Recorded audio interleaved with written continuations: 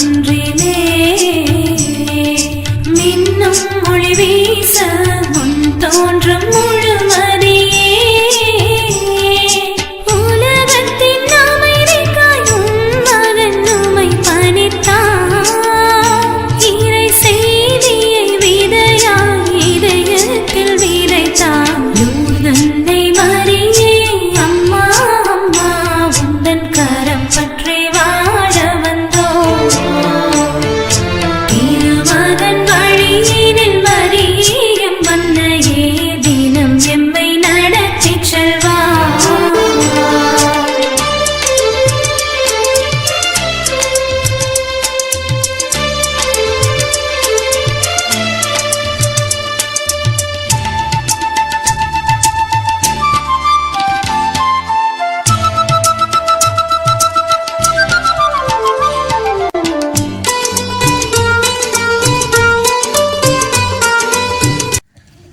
அன்னை மரியாளுக்கு வணக்கம் செலுத்துவது கத்தோலிக்க திருமறையினுடைய அடித்தளமாகவே இருக்கின்றது. கத்தோலிக்க திரு அவையிலே அன்னை மரியாளுடைய வணக்கத்தை நாம் பிரித்து பார்க்க முடியாது.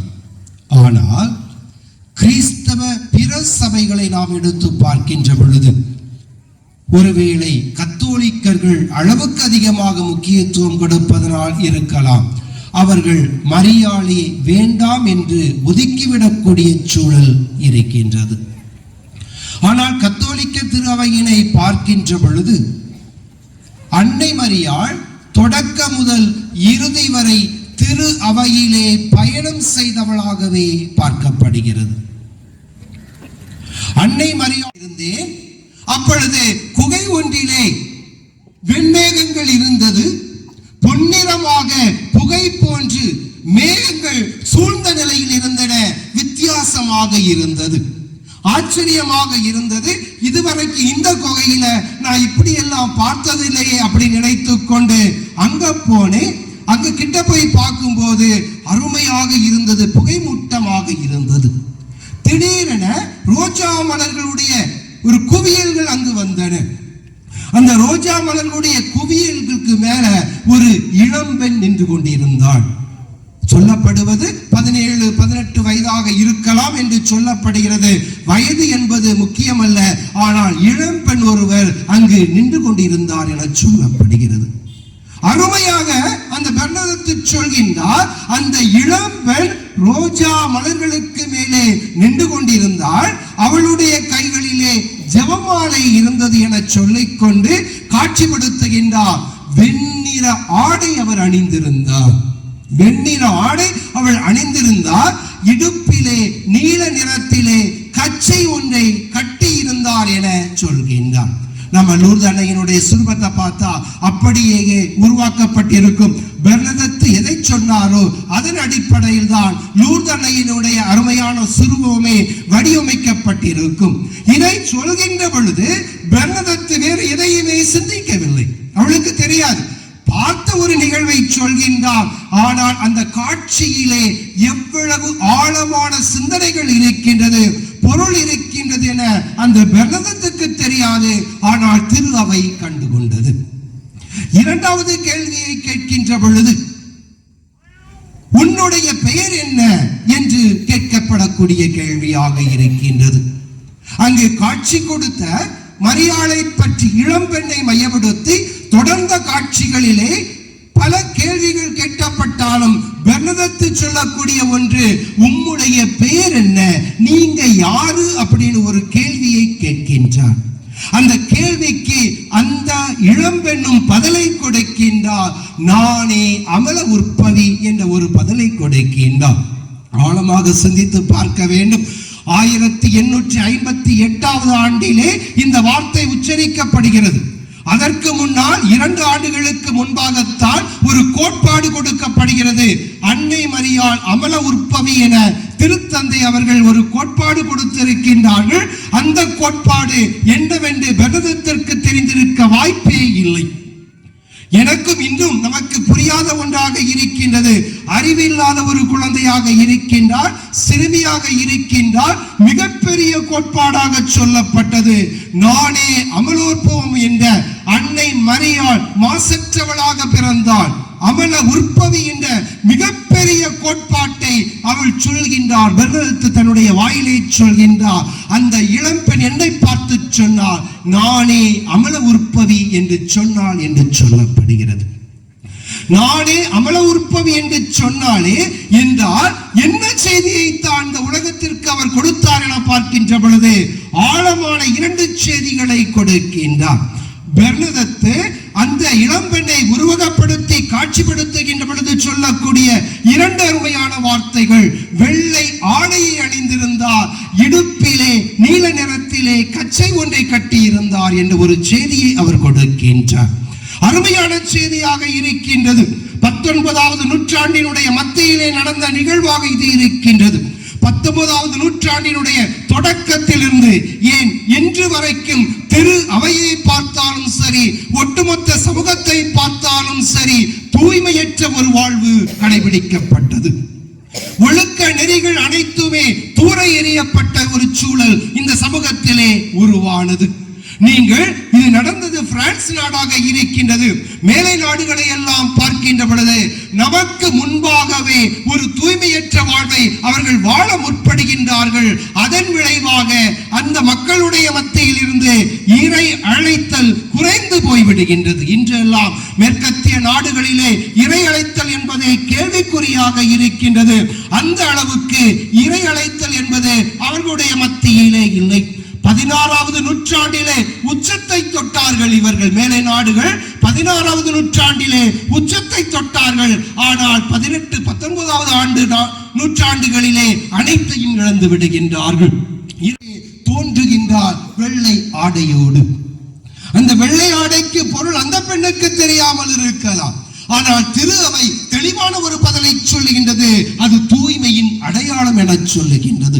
நானே அமல உற்பவி என சொன்ன அன்னை மரியாள் தூய்மையாக நான் இருக்கின்றேன் என சொல்கின்றார். நான் தூய்மையாக இருக்கின்றேன், நீங்கள் அனைவருமே தூய்மையாக வாழ்வதற்கு அழைக்கப்பட்டவர்கள் என சொல்கின்றார். திரு அவையை பார்த்து கேள்வியை கேட்கின்றார், என்னை அமல உற்பவி என கோட்பாடுகளை கொடுக்கின்றீர்களே, உங்களுடைய வாழ்வு எப்படி இருக்கின்றது?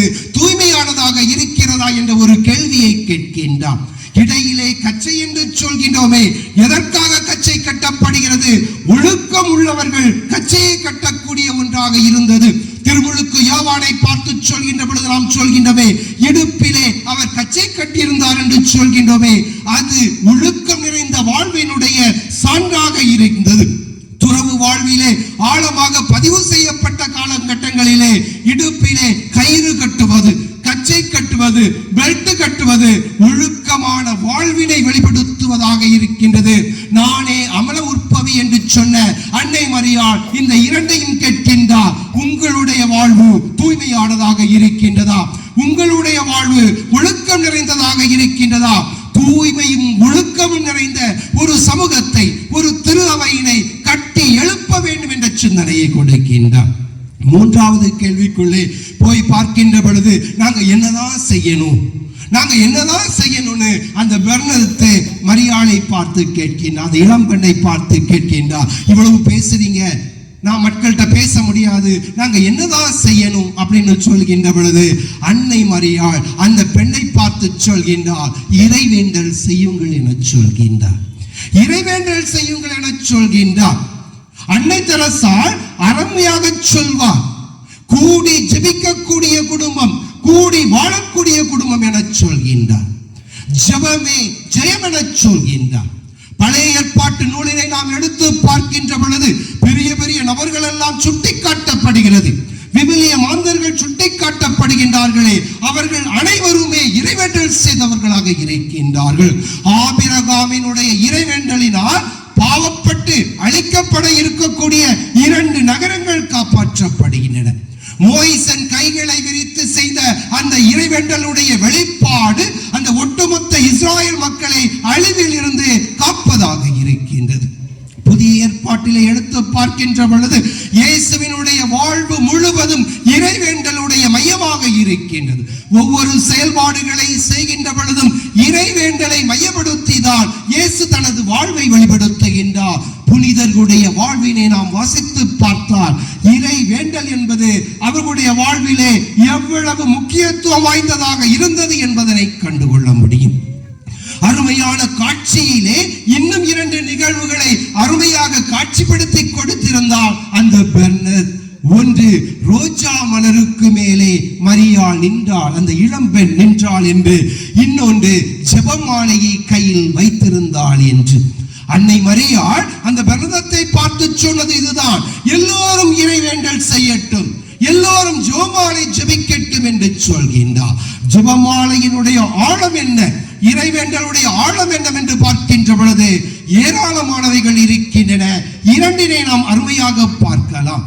அருமையான செய்தியாக முதல் செய்தியை பார்க்கின்ற பொழுது, ஜெபமாலை என சொல்கின்ற பொழுது 2 அருமையான பொக்கிஷங்களை கொடுத்ததாக இருக்கின்றது. இறைமகன் இயேசுவினுடைய மீட்பு திட்டத்தினுடைய செயல்பாடுகள் அங்கு ஜெபமாலையில் இருக்கின்றது. இரண்டாவதாக இயேசுவோடு துணை நின்ற அன்னை மரியாளுடைய மீட்பு திட்ட செயல்பாடுகள் அங்கு இருக்கின்றது. 2 நபர்களுடைய செயல் திட்டங்கள், மீட்பு திட்டங்கள் அனைத்துமே இந்த இறைவேண்டலிலே இருக்கின்றது என சொல்கின்றார்கள். அது மட்டுமல்ல, இரண்டாவதாக இன்னொரு சிந்தனை கொடுக்கப்படுகிறது. ஜெபமாலையிலே இறைமகன் இயேசு கிறிஸ்து கற்றுக் கொடுத்த ஜெபம் முன்னிலை வகிக்கின்றது. இன்னொரு பக்கம் பார்க்கின்ற பொழுது கபிரியேல் தூதர் அன்னை மரியாளுக்கு காட்சி கொடுத்து மங்கள வார்த்தை ஜெபம் சொன்னாரே, அந்த அருள்மிக பெற்ற மரியே வாழ்க என்ற இறைவேண்டல் அங்கு இருக்கின்றது. மேலே அதுவும் சிறப்பாக ரோஜா மேலே நின்றாள் என்று சொல்லப்படுகிறதே, இந்த பெண்ணுக்கு அதனுடைய பொருள் தெரியாது. நாம் ரோசரி என்று ஆங்கிலத்திலே சொல்கின்றோம். ஜெபமாலையை ரோசரி என்று ஆங்கிலத்தில் சொல்கின்றோம். ரோசரி என சொல்கின்ற பொழுதே ரோஜா மலர் மாலை என்பது பொருளாக இருக்கின்றது. ரோஜா மலர் மாலை என்பது பொருளாக இருக்கிறது. அன்னை மரியாள் மலர் மாலைக்கு மேல் நிற்கின்றாள் என்பது இறைவேண்டலிலே நின்று கொண்டிருக்கின்றார் என்பது பொருளாக இருக்கின்றது. இறைவேண்டலிலே நின்று கொண்டவராக, இறைவேண்டல் செய்து கொண்டிருப்பவராக, அன்னை மரியாளும் ஜெபிப்பவராக இருந்து கொண்டு இந்த சமூகத்தை பார்த்து சொல்கின்றார்: ஒழுக்கமும் தூய்மையற்ற வாழ்வும் திருவையிலே இருக்கின்றது, சமூகத்திலே இருக்கின்றது.